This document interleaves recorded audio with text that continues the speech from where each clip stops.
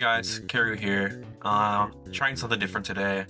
We're going to be talking about the new characters for Season 1, more specifically, the controversy about them. So what we know right now is that Goku is going to release at the start of the season, and then we'll see Topo and Gotenks come at a later date. But we also know something else that people are pretty worried about. There's going to be no way to get these characters without Dragon Gems. Unlike other characters to this point, there's no rewards track, anything like that.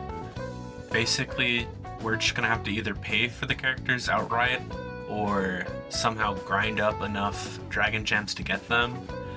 At the moment, the only way to get Dragon Gems is through the weekly quests. You only get 10 a week, so it'd be half a year to get one character if they're priced at the newly released characters. Or you can wait for Season 2 to come. They said that they will be in the rewards track of Season 2, which that's about like 3 months away right now. So if you want to wait 3 months to play Super Saiyan 3 Goku, you can get him free then, but most people are pretty upset about this news. Now, I see people complaining about this a lot of different ways. Of course, a lot of people think that there should be ways to grind out each character. I mean, every other MOBA I've ever played, you can take the time, even if it takes a while, to grind out and get free currency that you can use to buy every character. League of Legends, it takes quite a long time to do it, but you can get every single character for free. Now, people try to bring up the fact that this is a free-to-play game. They're going to try to make some money somehow. Just pay the $5, whatever. But that's pretty disingenuous to the people trying to, bring up the fact that this is a lot more predatory than other games. Usually, these types of games want to have a healthy mix of benefits for paying for certain things and benefits for being free to play and grinding out everything. I like to use League of Legends as an example just because it's probably one of, if not the most popular MOBA ever. Dota 2 is popular as well, but they literally give you every single character for free. And I don't think any other company than Valve would probably do that, so let's just stick with League. Now, when you ask yourself, what do live service games want out of their player base? The first thing is they want money, of course. But the second thing they need from the players are constant player retention. And that's because unlike games where you have to pay for them, these free live service games, they need to recuperate the cost of development, servers, paying people, etc., making a profit over a longer period of time. So usually these games, like MOBAs, like League of Legends and stuff, they reward free-to-play players. Even though they're not paying for anything, they reward them with things for grinding the game a lot. And that's why a lot of these live service games have a lot of things you need to grind for.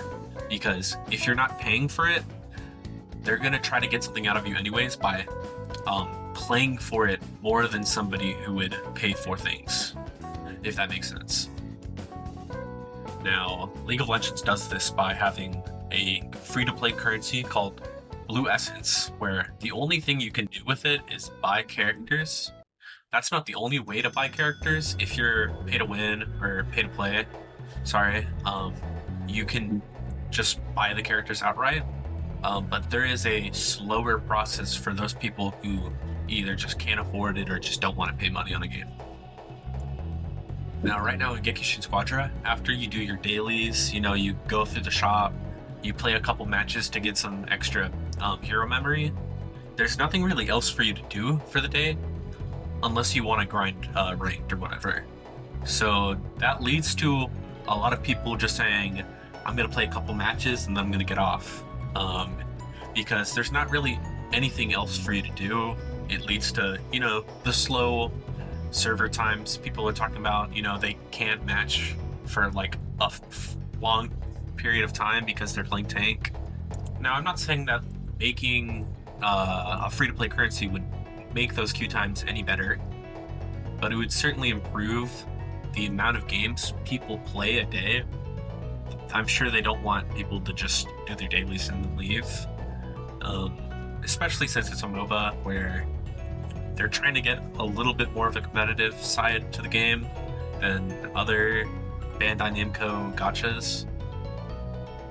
My point, though, is that right now, where the game stands, the current monetization model for these characters is not going to help the overall player base in general. Not just because, oh, they're not going to have all the characters, which, if you're free to play and right now in the game's lifespan, you really shouldn't have all the characters just because of how early the game is. Most people have a handful of characters. They might have like one out of hit, cell, and 18. And I mean, that's where it should be right now. But next season, it's just going to be a lot more artificially harder to have the entire roster, especially when, I mean, seeing the reveals of and details of what these characters are going to be doing, they might be the best in their roles, maybe. This Goku has an ability that is not replicated by any other character in the game right now. Instant transmission is just a crazy movement tool for getting to enemies and getting to allies right now. And free-to-play characters are just free-to-play players are just not going to have that for months upon months end. And why would you want to grind a game where maybe the best character in the game you cannot play with? That's all I really wanted to say about this situation. Hopefully, when we get into the season, we'll see more details about the monetization. Maybe it's better than we were expecting. Maybe it's worse. I'll definitely talk about this situation again if that's what people want, and then also if the situation changes at all. I mean, if it stays the same, I'm not going to bring up what's already been said. So if you got it this far, thank you for watching, honestly, and leave a comment.